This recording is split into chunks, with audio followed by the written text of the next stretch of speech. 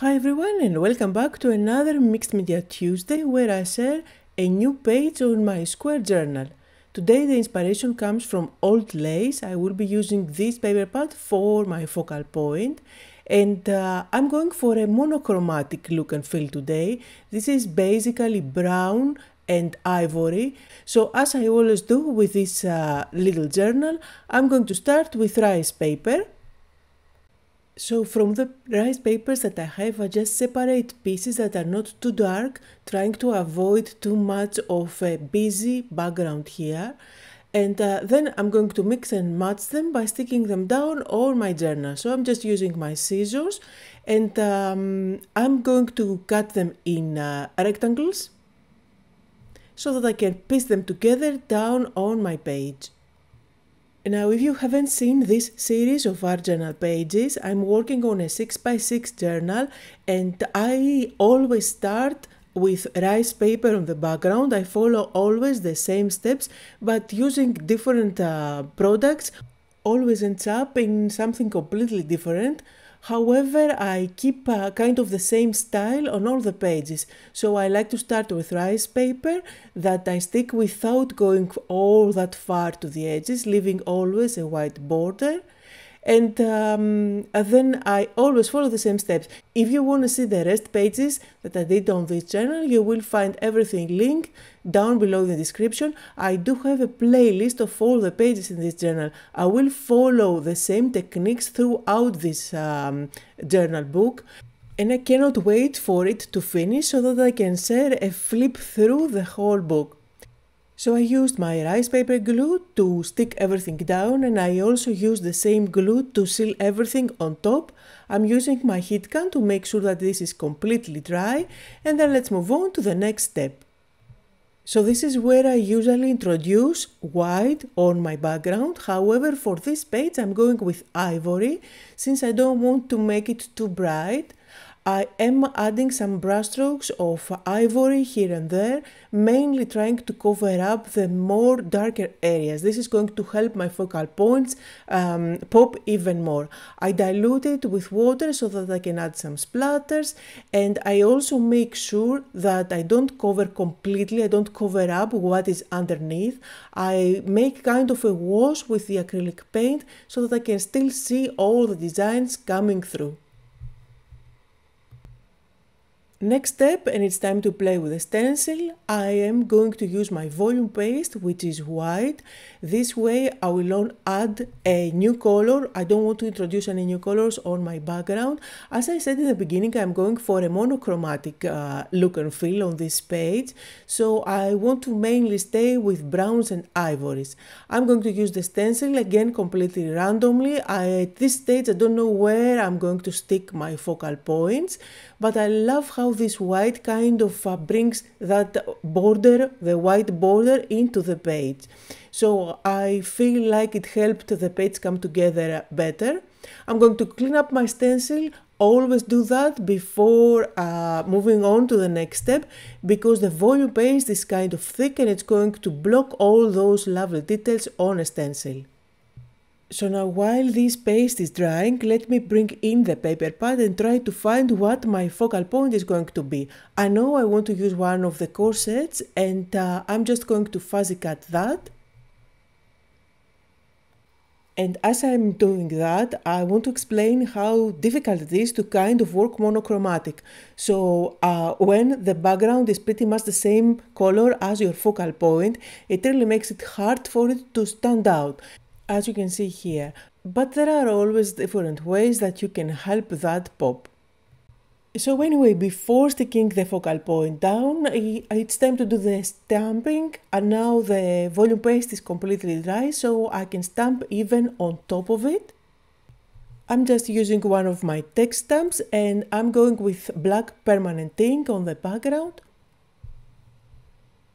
And I also like to mix my stamps, so I like to stamp something with a circle on top of text. That's what I'm doing here, again with black permanent ink.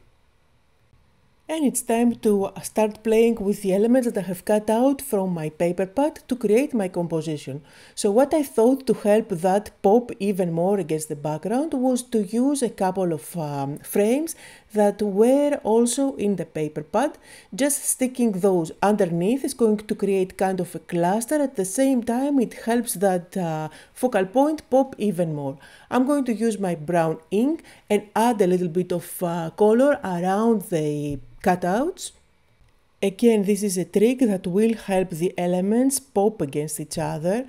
I'm going to use even my finger dabber, which is going to make it way darker on the far edge, as well as the blending brush to bring the color even more into the focal point. That's why I use both blending tools. The blending brush gives me a soft color all around. The sponge dabber makes it more intense all the way to the edge. I will repeat the same process for the other two cutouts, my two frames. And I'm not planning to use my big brush markers today, since I want to make it more of a challenge for me. If I use my big brush markers, I can instantly help those images that I have cut out to pop against each other. I have shown this technique many times in my art journals. However, I want to show you today that it is possible to do that just by using your ink blending tools, since not everybody has the big brush markers. Now I'm using my scissors and I'm going all around the edges. This is going to wrap them up. Again, it's a lovely trick when you are working monochromatic for all the elements to stand one against another. If you tear off some of the papers, it's even better. I feel like it gives more interest. I like to create notches, as you can see. I'm using my matte glue for sticking everything down. A little bit of my poke tool just to make sure that it's not blocked there. And I'm just going to place them down, making sure that these are going to provide a nice background for my focal point to pop on top.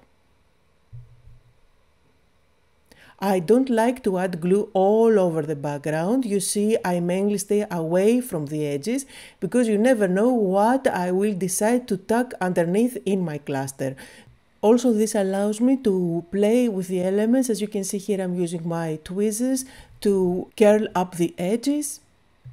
And it's time to embellish my composition with leaves and flowers. So you see here I have cut out a little flower from the paper pad, which I'm going to pop on top of the other one so that I give dimension on my page and it's not completely flat.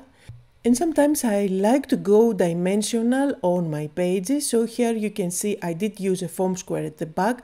Don't worry too much about it. It's not going to add too much bulk on your page. So I'm also going to tuck a couple of leaf branches that I have also cut out. And again here I'm just cutting out a few more elements like this label, for example, and a little circle so that I can add even more elements on my composition. And once everything is done, it's time to do the finishing touches. For that I always like to use a fine black marker or a white gel pen to add some highlights here and there. Here you can see I just outline the label. I'm going to add some highlights on all the elements here and there, completely randomly. I'm also going to add some dots with my iridescent contour liner in different elements. Make sure that this is the last step and you don't touch the page anymore, otherwise you're going to make a mess. So I'm just going to leave this page open and let that dry. And I love those little dots. I feel like they add a little whimsical look and feel on a page, as well as the splatters. And that was the project for today. Here are some close-up photos where you can see the details better. I hope that you had fun, that you got inspired. As always, a full list of all the supplies that I used is linked down below in the description.